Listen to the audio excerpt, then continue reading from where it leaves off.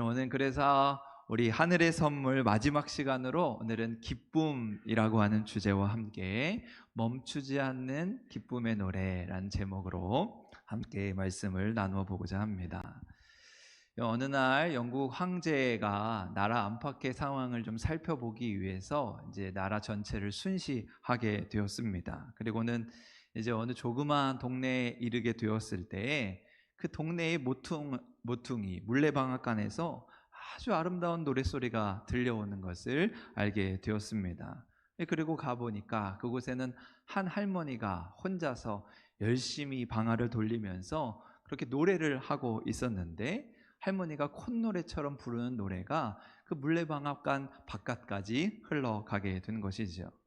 그런데 할머니가 이제 황제가 온 것을 알고는 좀 부끄러운 마음에 이제 노래를 멈추게 되었는데, 황제는 그 할머니를 향해서 노래를 한 번만 더 불러줄 수 없느냐라고 부탁을 하게 됐습니다. 그러니까 할머니가 다시 노래를 부르게 되는데, 그 노래의 가사가 이렇습니다. 세상 사람 날 부러워 아니하여도 나 역시 세상 사람 부럽지 않네. 하나님의 은혜를 생각할 때 할렐루야 찬송이 절로 나네. 여기에 곡을 붙여서 막 콧노래를 부르는 것이죠. 이 노래를 듣고 있자니 황제의 마음이 너무 기쁘고 행복했습니다. 그래서 다시 부탁하기를, 그럼 이번에 2절로 한 번만 더 불러주면 안 되겠느냐, 그렇게 이야기했더니 할머니가 하는 말이, 이 노래는 내가 만든 거라서 2절이 없습니다. 1절만 있습니다 했다는 것이죠. 그러자 그 이야기를 듣고 황제가, 그럼 내가 2절을 만들어서 부를 테니 앞으로는 2절도 꼭 불러달라 부탁을 하면서 황제가 이렇게 노래했습니다.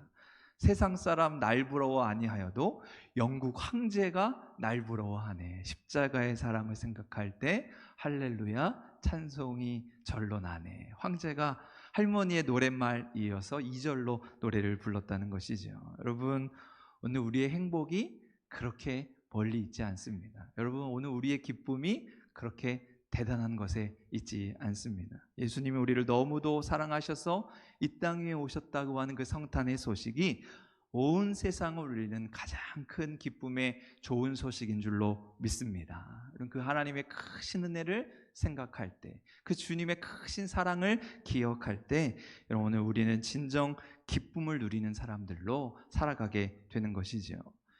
그래서 아프리카의 성자라 불리는 슈바이처 박사는 이런 이야기를 했습니다. 아프리카에는 비가 올 때가 있고 안 올 때가 있기 때문에 비가 내리게 되면 금방이라도 큰 강물줄기가 생깁니다. 그런데 금방이라도 비가 안 오면 강이 완전히 말라버려서 물이 없는 강이 되고 맙니다. 그런데 물이 없는 강처럼 기쁨이 없는 그리스도인, 기쁨이 없는 신앙, 기쁨이 없는 사랑은 세상을 메마르게 합니다. 세상을 메마르게 하고 피곤하게 만듭니다. 내 마음에 기쁨이 없는 사랑은 절대 사랑이 아닙니다 이야기했다는 것이죠.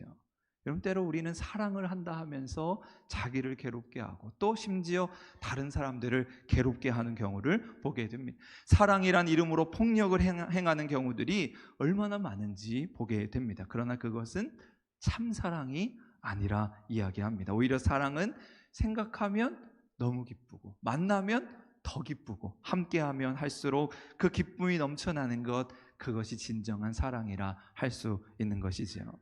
여러분, 그래서 오늘 우리가 함께 읽은 이사야의 말씀은 하나님이 우리의 삶에 베푸시는 그 하나님의 은혜를 받은 자들이 누리는 기쁨에 대해서 말씀하고 있습니다. 오늘 우리가 읽었던 10절 말씀인데요, 화면을 보시고 한 번 더 같이 한번 읽도록 하겠습니다. 시작. 여호와의 속량함을 받은 자들이 돌아오되 노래하며 시온에 이르러 그들의 머리 위에 영영한 희락을 띠고 기쁨과 즐거움을 얻으리니 슬픔과 탄식이 사라지리로다. 아멘. 너무 놀라운 말씀이죠. 하나님의 은혜를 받은 사람들이 기쁨과 즐거움 가운데 살아가는데, 그 기쁨은 우리의 슬픔과 탄식을 사라지게 하는 기쁨이라 말씀하고 있습니다. 메마른 땅이 즐거워하고 사막이 노래하며 그 하나님의 영광의 아름다움을 찬양하면서 그것이 오늘 우리의 삶의 가장 큰 기쁨이 되고 행복이 된다는 것을 말씀하는 것이죠. 오늘 우리의 삶에 하나님의 영광이 나타날 때, 하나님의 아름다움이 드러나게 되는 그때 사막과 같은 메마른 땅이 생수의 강이 되어서 흘러가게 되고, 가장 황폐한 곳에서 꽃이 피고 나무가 자라고 열매를 맺게 되는, 오늘 우리의 삶을 모든 것을 변화시켜 주시는 그 은혜로 말미암아 우리가 기뻐하고 즐거워하게 될 것이라 말씀하고 있습니다. 이런 것이 바로 이사야 선지자가 꿈꿨던 하나님의 나라이지요. 그리고 그 하나님의 나라는 예수님의 성탄을 통해서 우리의 삶으로 성큼성큼 다가오게 됩니다. 우리의 부족한 것, 우리의 연약한 것, 우리의 어그러지고 비틀어지고 메마른 것, 그 모든 것이 예수님이 전해주시는 사랑과 소망과 평화의 소식으로 인해 온전히 회복되는 것이지. 맹인이 앞을 보고 못 듣는 사람이 듣게 되고 젖는 자가 뛰게 되고 죽은 자가 살아나게 되는 그 역전케 하시는 은혜로 말미암아서 우리는 어떤 상황이든지 어떤 어려움이든지 노래할 수 있고 즐거워할 수 있고 기뻐할 수 있다 말씀하는 것입니다. 우리가 너무도 잘 아는 유명한 작곡가 베토벤은 32살의 나이에 가장 인생의 슬픈 편지를 한 장 쓰게 됩니다. 그 편지는 마치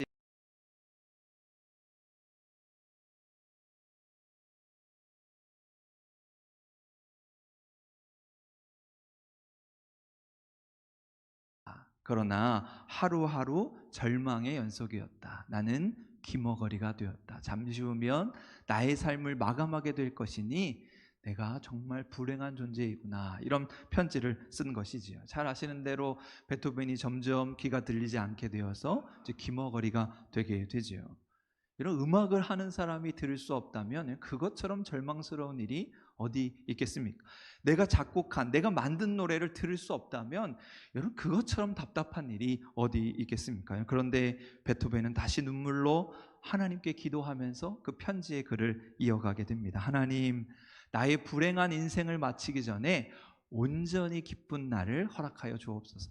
단 하루만이라도 기쁨을 만끽하게 하여 주옵소서. 내가 작곡한 이 음악을 단 하루만이라도 들을 수 있게 해주소서. 그렇게 기도하면서 그의 편지를 이어간 것이지요. 이것이 진정 베토벤의 소원이었습니다. 그런데 그 후로 베토벤은 24년 동안 기머거리로 살면서 우리가 잘 아는 대로 계속해서 작곡 활동을 하게 되지요. 그리고 그가 마지막으로 남긴 교향곡 9번 합창곡에 기쁨의 노래라고 하는 실로라고 하는 사람의 시를 가사로 곡을 만들게 됩니다. 그리고 그 교향곡 9번이 이제 공연장에서 연주게 될 때 많은 사람들이 박수 갈채를 보내고 환호성을 지르게 되었습니다. 그리고 그때 베토벤은 그 공연장의 제일 뒷자리에 앉아서 가장 행복한 모습으로 그 연주를 지켜보고 있었습니다. 물론 여러분 베토벤의 귀에는 그 어떤 환호성도 그 어떤 음악 소리도 들리지 않았습니다. 그런데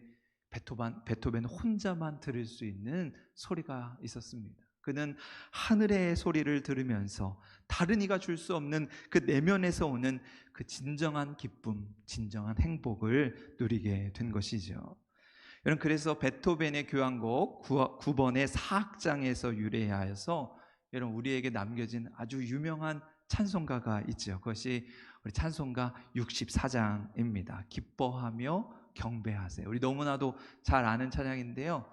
한번 무반주로 우리 다 함께 한번 찬양해 볼까요? 되셨죠? 한번 찬양하겠습니다.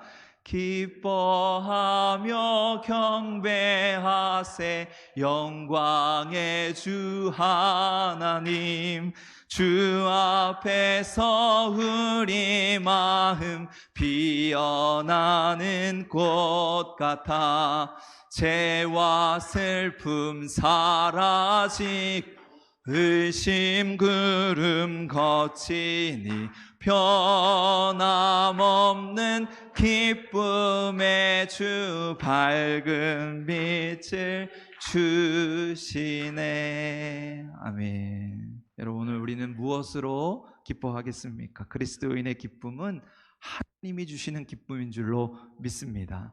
성탄의 소식이 오늘 우리의 삶에 울려 퍼질 때 세상에서 가장 큰 기쁨의 소식으로 인해서 우리의 메마른 심령이 살아나고 깨어진 관계가 회복되고 차갑게 얼어붙었던 우리의 마음이 다시 녹아지는 그 놀라운 은혜가 우리 모든 성도와 함께 할 수 있기를 소망합니다. 여러분, 주님이 태어나신 이 성탄의 소식을 우리가 다시 한번 들으며 우리 온 성도가 함께 기뻐하면서 우리 교회학교로부터 우리 목장의 많은 식구들이 함께 멈추지 않는 이 기쁨의 노래, 기쁨의 송가를 부르면서 우리 가운데 주시는 기쁨이 충만한 복된 시간 될 수 있기를 주님의 이름으로 간절히 축원합니다.